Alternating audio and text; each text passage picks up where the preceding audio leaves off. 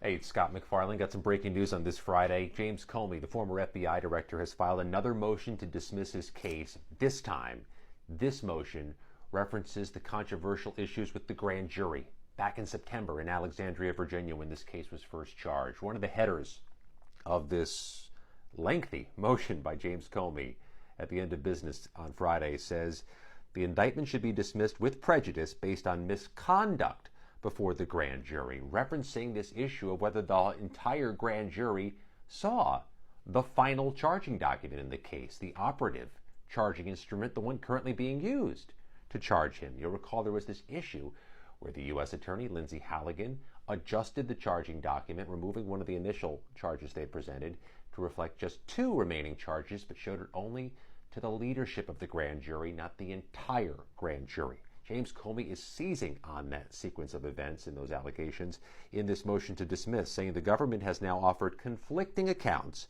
but the best reading of the record is that the government never presented a new two-count indictment to the grand jury for a vote. It says Ms. Halligan's declaration explains that between concluding presentation and being notified of the grand jury's return, she had no interaction whatsoever with any members of the grand jury.